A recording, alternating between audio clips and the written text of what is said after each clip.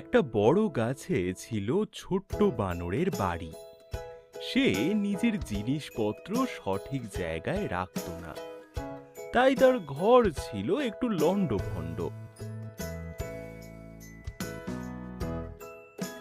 একদিন সকালে ছোট্ট বানরকে তার গাছের ঘর থেকে চিৎকার করতে শোনা যায়। ওরা কোথায়? ওরা চলে গেল। আমার কলার গুচ্ছ এগুলো কোথায় গেল?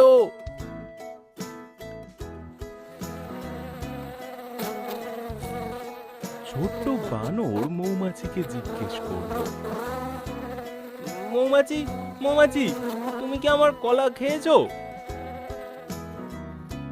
মৌমাছি উত্তর দিল, আমি মধু এবং পরাগ খাই, আমি কলা খাই না।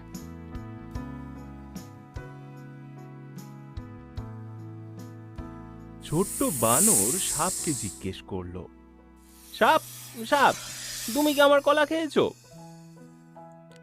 সাপ জবাব দিল, আমি তোমার কলা সম্পর্কে কিছুই জানি না, আমাকে বিরক্ত করবে না।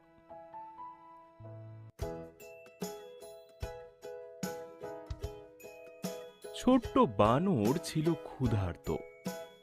আমি সব জায়গায় খুঁজেছি, ভিতরে এবং বাইরে, কিন্তু আমার কলা কোথাও নেই।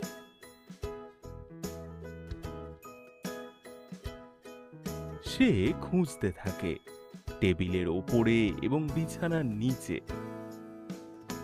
দূর, আমি এখনো তাদের খুঁজে পাচ্ছি না। আমি আমার কলা কোথাও খুঁজে পাচ্ছি না।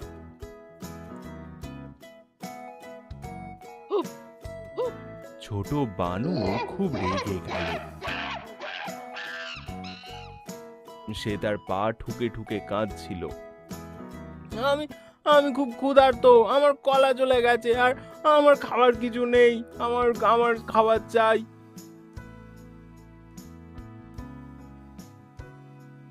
ছোট্ট বানর তার ব্যালকনি দিয়ে বাইরের দিকে তাকালো। ওগুলো কি কলার খোসা? তাই তো, বেশ অনেকগুলো। 1 2 3 4, অনেক অনেক খোসা।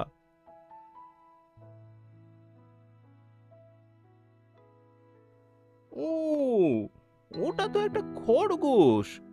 তার মানে ওই আমার সব কলা খেয়েছে।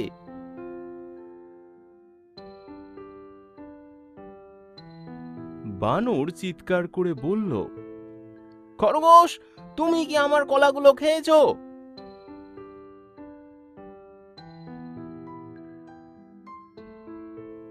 খরগোশ উত্তর দিল, না না ছোট বানর, ওই ওইদিকে দেখো, আমি নিজেই কলা চাষ করি।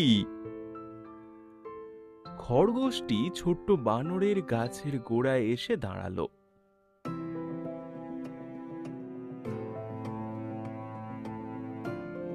তোমার খুব খিদে পেয়েছে বুঝি? খরগোশ আরো বলল, এই নাও এই নাও, আমার এক গুচ্ছ কলা নাও।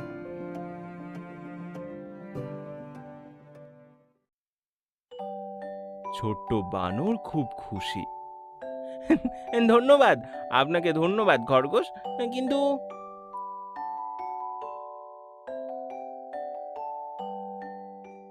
কিন্তু কিন্তু কে আমার কলাগুলো নিল?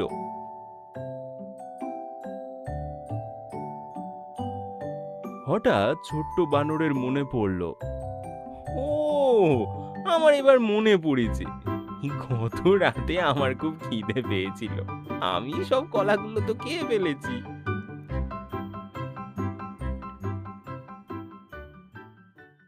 Thank you. Thank you.